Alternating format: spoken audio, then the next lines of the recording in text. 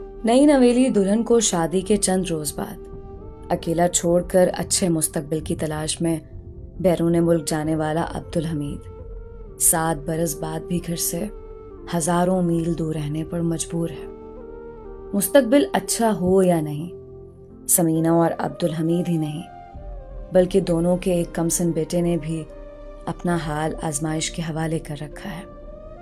ये जोड़ा भी उन हजारों खानदानों में से एक है जो खुशनुमा जिंदगी की उम्मीद में परदेस काटते हैं, खून पसीना एक करके हर माह घर का खर्चा भेजते और ओवरसीज पाकिस्तानी बनकर जीते हैं।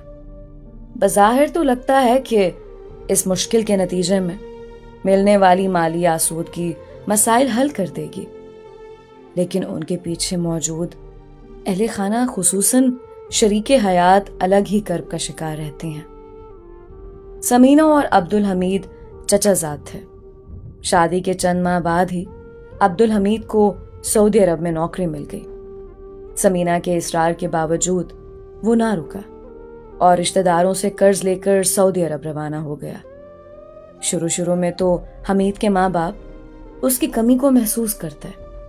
जाहिर है वो उनका इकलौता बेटा जो था, लेकिन गुजरते वक्त के साथ ये कमी समीना के लिए एक अलग ही दर्द बन गई। खैबर पख्तूनख्वा के दूर दराज इलाकों में खवातीन की जिंदगी के लिए जहां बहुत सारे चैलेंजेस मौजूद हैं, वहीं शौहर के बगैर जिंदगी गुजारना एक नामुमकिन सी बात होती है। सौदा सल्फ लाना हो, बूढ़े सास ससुर को अस्पतालों में चेकअप के लिए ले जाना हो, खानदान भर की मसरूफियात हो या बिल भरने के लिए घंटों तवील कतारों में खड़ा होना हो। समीना भी उन खवातीन में से एक है जिन्होंने अब इस मुसीबत से समझौता कर लिया है। अब्दुल हमीद और समीना की गुफ्तगू अब अक्सर यूं होती है कि आइंदा माँ की टिकट करवा रहा हूं, नहीं अकामा का मसला बन गया, इस माह नहीं आ सकता। अब सोच रहा हूं कि ईद के करीब आऊं ताकि ईद पाकिस्तान में ही गुजरे।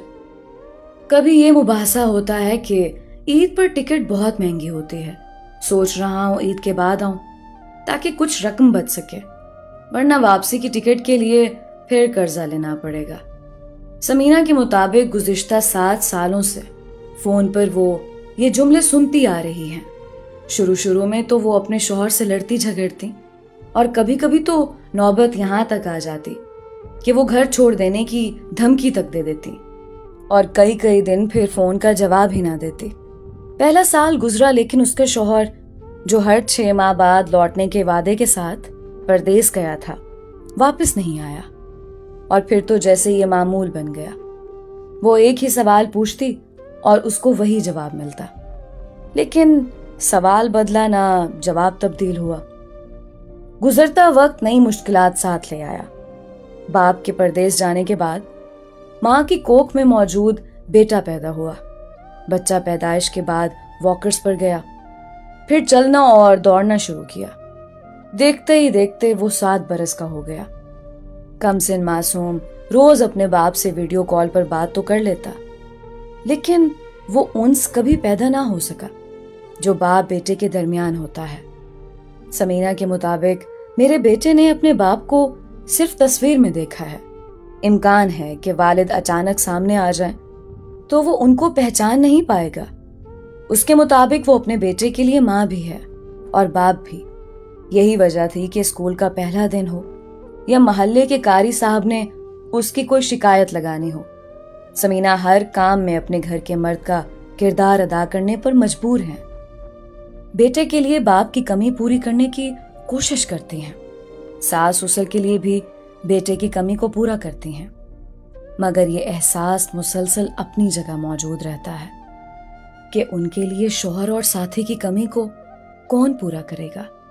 ये सवाल समीना और उस जैसी हजारों औरतों के दिमाग में गूंजता रहता है जिनके शौहर शादी के चंद महीनों बाद अपने बाल बच्चों को रोशन मुस्तकबिल देने के लिए रोजगार की तलाश में बैरून मुल्क चले जाते हैं, और समीना जैसी औरतें हर दिन उनके इंतजार में गुजारती हैं। समीना के मुताबिक जब से उनके शौहर बैरून मुल्क गए हैं, उनके दिल में एक अनजाना सा खौफ पैदा हो गया है क्या वो कभी अपने शौहर से दोबारा मिल सकेंगी? क्या उनका बेटा कभी अपने बाप के लम्स को महसूस कर सकेगा? मुझे इंस्टाग्राम पर अपनी कहानी बताते हुए समीना का कहना था कि वो अक्सर अपने रिश्तेदारों से ये सुनती हैं कि उनके शौहर 7 साल से इसलिए वतन वापस नहीं आए क्योंकि उन्होंने वहां दूसरी शादी कर ली होगी। लेकिन मैं ये कैसे मान लूं? वो एक ऐसे कमरे में रहते हैं जहां 10 अफराद एक ही छत के नीचे गुजारा करते हैं और माहाना पाकिस्तानी 80,000 रुपए कमाते हैं। ऐसे में वो परदेश में दूसरी औरत का खर्चा कैसे उठा सकते हैं? समीना का कहना था कि वो शादी से कबल एक बहुत जिंदा दिल खातून थी, लेकिन जब से उनके शौहर परदेश गए उनका किसी काम में दिल नहीं लगता। कभी कभी तो सुबह बिस्तर से उठना ही केटू सर करने के बराबर लगता है। समीना जानती हैं कि वो डिप्रेशन का शिकार है, लेकिन वो किसी को बता नहीं सकते। एक दफा उन्होंने अपनी सास से कहा कि मुझे लगता है कि मुझे कोई जहनी मसला है, मैं खुश नहीं हूं, हर वक्त एक उदासी रहती है। जिस पर उनकी सास ने कहा कि नजर लग गई होगी अब्दुल हमीद की कमाई पर। सब रिश्तेदारों की नजरें हैं, यही वजह है कि हमारे पूरे घर को नजर लग गई है। मेरी बहनों, वो खवातीन जिनके शौहर बैरून मुल्क हों या काम की वजह से वो खुद अपने शौहरों से दूर हों, उन्हें बहुत से नफ्सियाती चैलेंजेस का सामना रहता है। उनमें तन्हाई, इज़्तिराब और तनाव के एहसासात शामिल हो सकते हैं। अगर राब्ते की कमी हो या अलहदगी तवील हो जाए तो ये चैलेंजेस बढ़ सकते हैं। ऐसी खवातीन अदम तहफ़्फ़ुज़, घरेलू जिम्मेदारियों को संभालने और तन्हा फैसला करने की वजह से इजाफी तनाव का शिकार हो सकती हैं, जिसकी वजह से मियाँ बीवी के ताल्लुकात में एक गैर यकीनी सी पैदा हो सकती है। इसके अलावा खवातीन की अपनी इनफरादी शनाख्त और खुद एतमादी भी मुतासिर होती है, जिसकी वजह से घरेलू मामलात और बच्चों की तरबियत करने में भी दुश्वारी हो सकती है।